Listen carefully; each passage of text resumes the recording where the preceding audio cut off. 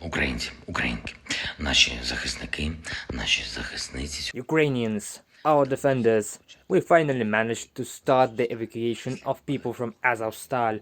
After many weeks of negotiations, after many attempts, different meetings, people, calls, countries and proposals, finally, there was not a single day when we did not try to find a solution that would save our people. For the first time in all the days of the war, this vital corridor has started working. For the first time, there were 2 days of real ceasefire on this territory. More than 100 civilians have already been evacuated, women and children first of all, who were fleeing hostilities there at Azovstal. Given all the complexities of the process, the first evacuees will arrive in Zaporizhia tomorrow morning. Hopefully this doesn't fail. Our team will meet them there. I hope that tomorrow all the necessary conditions will be met to continue the evacuation of people from Mariupol. We plan to start at 8 a.m. I am also grateful to all those who participated in the preparation of the rescue of people and who ensure this humanitarian corridor. I am grateful to everyone who held negotiations, to Irina Vereshchuk as the coordinator of this process. I am grateful to our intelligence, our team, David and Andriy, and also to the partners who joined and managed to help, in particular from the UN and the International Committee of the Red Cross. We will continue to do everything and evacuate our people from Azovstal, from Mariupol in general. The organization of such humanitarian corridor is one of the elements of the ongoing negotiation process. It is very complex, but no matter how difficult it was, more than 3,500,000 people were rescued from the areas of hostilities. I discussed key issues of assistance to our state with Speaker of the US House of Representatives Nancy Pelosi, who visited Kyiv together with a US Congress delegation. We are grateful to all partners who convey such important and powerful signals of support for Ukraine, to the world and to Russia by visiting our capital in these conditions at such a difficult time. Mrs. Pelosi and I had 4 hours of very substantive negotiations, as they say, multifaceted.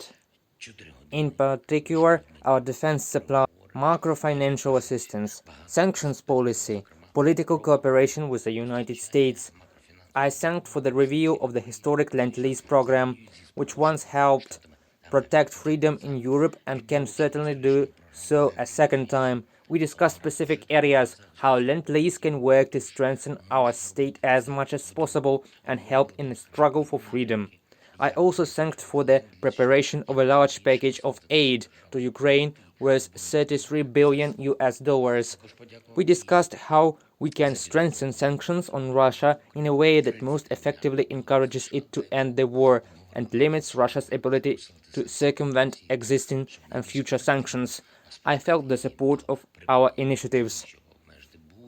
I awarded Mrs. Pelosi with the Order of Princess Olga for her significant personal contribution to strengthening our cooperation and sincere participation in the defense of freedom. Today, Russian troops continued to strike at the territory of our state. The targets they choose prove once again that the war against Ukraine is a war of extermination for the Russian army. They targeted the warehouses of agricultural enterprises. The grain warehouse was destroyed. The warehouse with fertilizers was also shelled. They continued shelling of residential neighborhoods in the Kharkiv region and Donbass, etc. They are accumulating forces in the south of the country to try to attack our cities and communities in the Dnipropetrovsk region. What could be Russia's strategic success in this war? Honestly, I do not know. The ruined lives of people and their burnt or stolen property will give nothing to Russia. It will only increase the toxicity of the Russian state and the number of those in the world who will work to isolate Russia. The armed forces of Ukraine respond to all the attacks of the invaders, and they will continue to respond until the occupiers leave our land. I am grateful to all our defenders, to everyone who has been defending the state since February 24th and since 2014. In just 67 days of the full-scale war, 143 our warriors have already been awarded the title of Hero of Ukraine. More than 10,600 defenders have been awarded state awards of Ukraine. Eternal glory to all who stood up for the state eternal memory to all who gave life for Ukraine. Thank you. Glory to Ukraine. наше